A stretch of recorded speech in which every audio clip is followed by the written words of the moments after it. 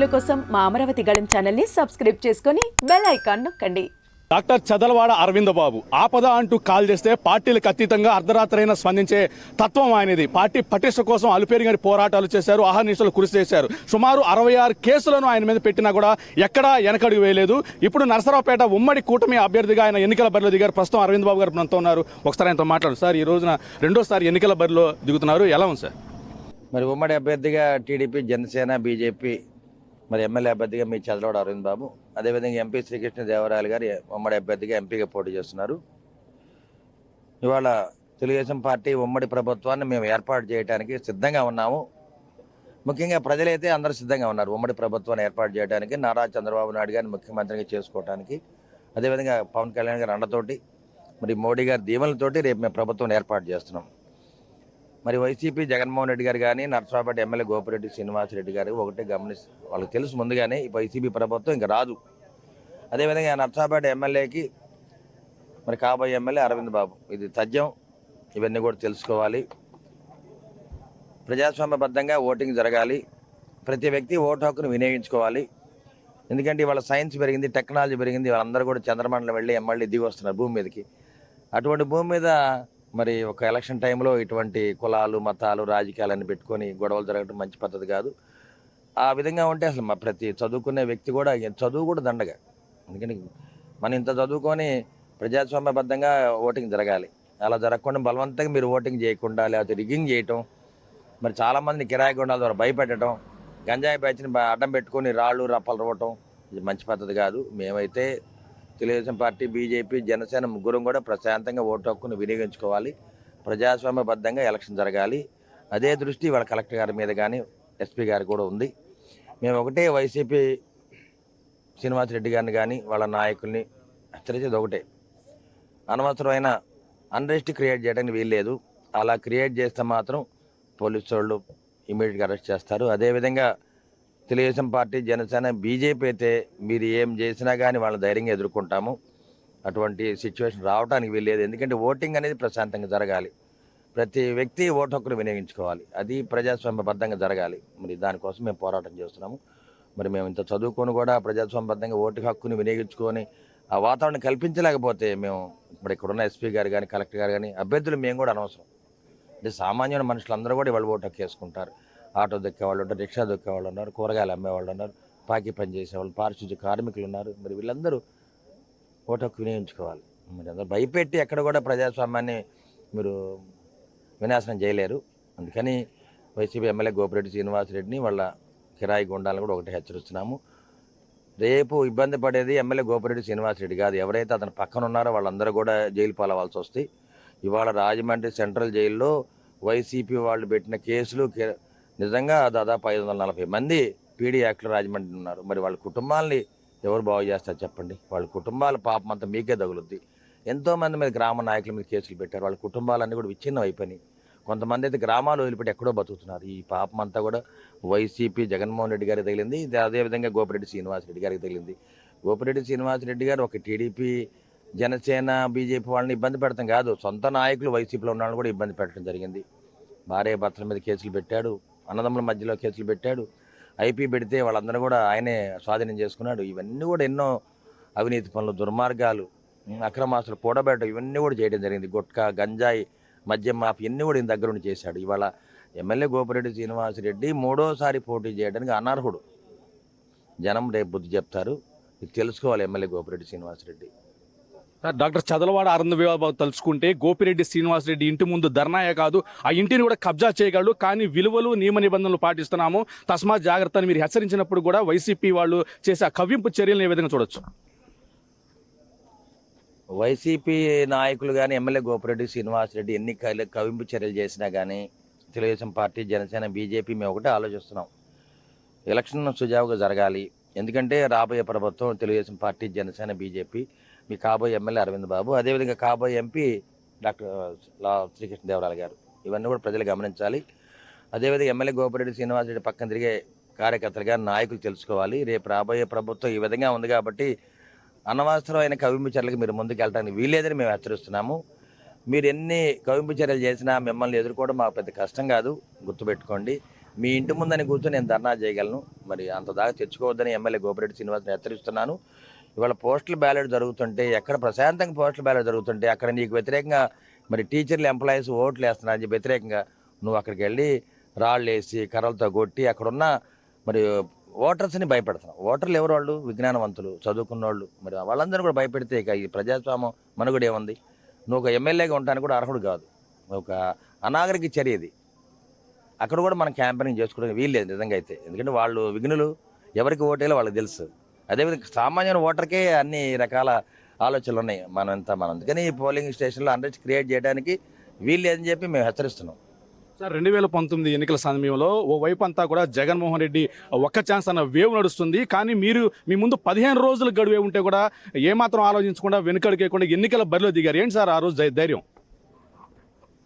ఇప్పుడు మొదటి నుంచి కూడా నాకున్నది ఆయుధం ధైర్యమే. ఆ ధైర్యమనే ఆయుధంతో ముందుకెళ్తున్నాను. నాకు రెండో దాన్ని కష్టాన్ని నమ్ముకున్నాను, ముందుకెళ్తున్నాను. ఓడిపోయాను కాదంటలేదు.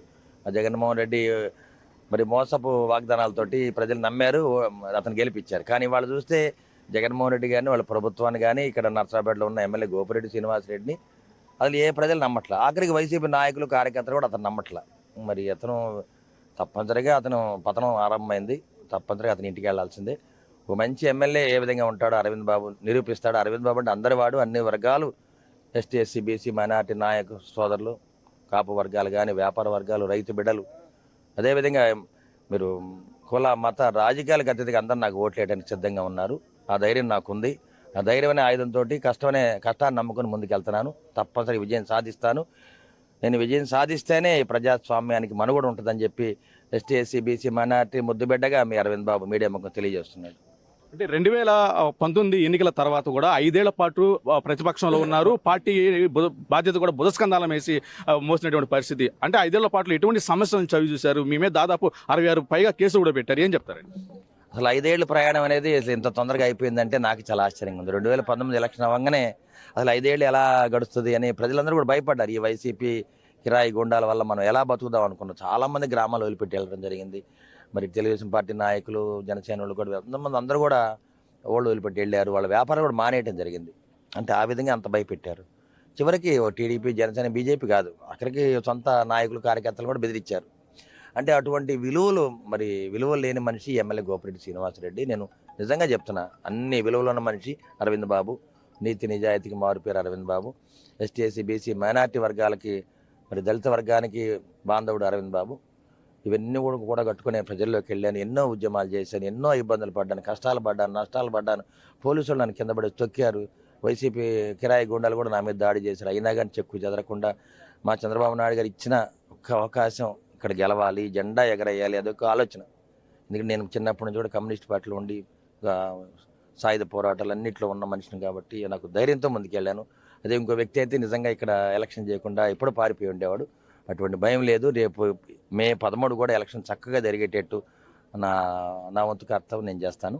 అదేవిధంగా మా కార్యకర్తలు, నాయకులు, మహిళలు, వీర మహిళలు, మహిళలు అందరూ కూడా ఎప్పుడు ఎలక్షన్స్ వస్తాయా, అరవింద్ బాబుని గెలిపించుకుందామా, ఈ ఎమ్మెల్యే గోపిరెడ్డి శ్రీనివాసరెడ్డిని పీడ ఎప్పుడు వదులుద్దాన్ని నర్సాపేట గారు అందరూ అనుకుంటున్నారు. అదేవిధంగా జరుగుద్ది. జగన్మోహన్ రెడ్డి ఇంటికి పంపిస్తాం, శ్రీనివాసరెడ్డి కూడా ఇంటికి పంపిస్తాం.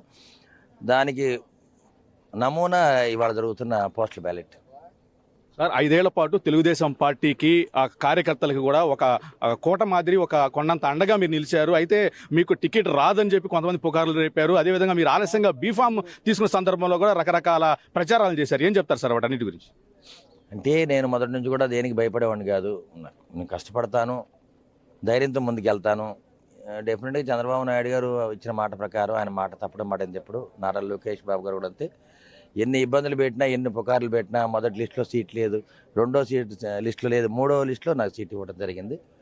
అది కూడా నాకు చంద్రబాబు నాయుడు గారు నాకు బీఫామ్ ఇస్తా కూడా, ఈ బీఫామ్ అనేది నీ కష్టానికి ప్రతిఫలం ఈ బీఫామ్ అని చెప్పారు. ఎక్కడ కూడా రికమెండేషన్స్ లేవు, నీకు ఇస్తున్నాను, నువ్వు గెలిచి రావాలన్నా. నా ప్రయత్నం కూడా పూర్తిగా ప్రాణాలు ఒడ్డైనా కానీ నర్సాపేట సీటు తెలుగుదేశం పార్టీ జెండా ఎగరేస్తాను. చంద్రబాబు నాయుడు గారి దగ్గరికి వెళ్ళి నేను గెలిస్తేనే చంద్రబాబు నాయుడు గారిని మళ్ళీ చూస్తాను, లేకపోతే నేను దగ్గరికి వెళ్ళను, అంతే. అదే పట్టుదల. డాక్టర్ అరవింద్ బాబు బతికిన ప్రజల కోసమే, చనిపోయిన ప్రజల కోసమే అంటున్నారు. నిజంగా ఎలక్షన్ కోడ్ ఎప్పుడైతే ప్రకటించారో అప్పటి నుంచి కూడా పెద్ద సంఖ్యలో వలసలు కూడా మీ పార్టీలోకి చేరుతున్నాయి. ఏం చెప్తారు సార్? నిజంగా ఎలక్షన్ కోడ్ వచ్చిన తర్వాత వైసీపీ పార్టీ నుంచి దాదాపు 5 నుంచి 6 వేల మంది తెలుగుదేశం పార్టీ, బీజేపీ, జనసేన ఉమ్మడి కుటుంబంలో చేరారు. అంటే వాళ్ళందరూ కూడా ఒక నమ్మకం. మరి ఇక్కడ ఉన్న సయ్యద్ జులాని గారు కానీ, అదేవిధంగా బీజేపీ నాయకులు కానీ, రంగశెట్టి రామకృష్ణ గారు, కృపారావు గారు, అదేవిధంగా టీడీపీ నాయకులు, సీనియర్ నాయకులు అందరి మీద మేము భరోసా ఇస్తున్నాము, వాళ్ళని కాపాడుకుంటామని చెప్పి ధైర్యంతో వాళ్ళు రావడం జరిగింది. అదేవిధంగా వాళ్ళందరూ వైసీపీ నుంచి ఎందుకు వచ్చారని మేము అడగడం జరిగింది. వాళ్ళు ఎన్నో విధాలు ఇబ్బంది పడ్డారు. భార్య భర్త మీద కేసులు పెట్టారు, అన్నదమ్ముల మధ్యలో కేసులు పెట్టించారు. ఎవరి మీద? వైసీపీ నాయకుల, కార్యకర్తల మీద. అందువల్ల వాళ్ళందరూ కూడా వలసలు రావడం జరిగింది. చాలా మంచి పరిణామం. మేమైతే వాళ్ళని ఆదరిస్తున్నాము, హక్కును చేర్చుకుంటాము. ప్రభుత్వ పరంగా వచ్చే ఏ హామీనైనా వారికి నెరవేరుస్తామని చెప్తున్నాము. నా ప్రయత్నం మొత్తం కూడా 60-70 ఏళ్ల క్రితం ఒక సాధారణ ఎమ్మెల్యేలు ఎలా ఉంటారో అది చూపిద్దాం ప్రజలకి అనే ఆలోచన తప్పితే, ఎవరైతే మనకు ఓట్లు వేశారో ప్రజలు వాళ్ళ మీద అవినీతి పనులు చేయటం కానీ, దుర్మార్గాలు చేయటం కానీ, ట్యాక్స్ వసూలు చేయటం కానీ, గోపిరెడ్డి గారు వసూలు చేస్తారు ట్యాక్స్లు, ఆయనలాగా 2000 కోట్ల రూపాయలు సంపాదించుకుందాం నాకు ఆలోచన లేదు. ప్రజాస్వామ్యబద్ధంగా గెలవాలి, ప్రజల దగ్గర ఉండాలి. ఒక కమ్యూనిస్ట్ పార్టీ ఎమ్మెల్యే ఏ విధంగా ఉంటాడో అది నేను చూపిద్దామని చెప్పి ఆలోచన. సార్, చివరిగా చెప్పండి, ఇక్కడ ఉన్నటువంటి సిట్టింగ్ ఎమ్మెల్యే ఆ గోపిరెడ్డిని ఎందుకు ఓటు వేయకూడదు, అదేవిధంగా అతను చేసిన అవినీతి కార్యక్రమాలు ఏంటి? ఒకవేళ ప్రజలు మీకు పట్టం కడితే సూపర్ 6 అనేటటువంటి మేనిఫెస్టో కాకుండా మీ యొక్క వ్యక్తిగత మేనిఫెస్టో ఏంటంటే అని చెప్తారని. గోపిరెడ్డికి ఎందుకు ఓటు వేయకూడదంటే అతను చేసిన అవినీతి కానీ, అక్రమాలు, తర్వాత విపరీతంగా అక్రమాస్తులు సంపాదించుకున్నాడు. దాదాపు 2000 కోట్ల రూపాయలు సంపాదించుకున్నాడు.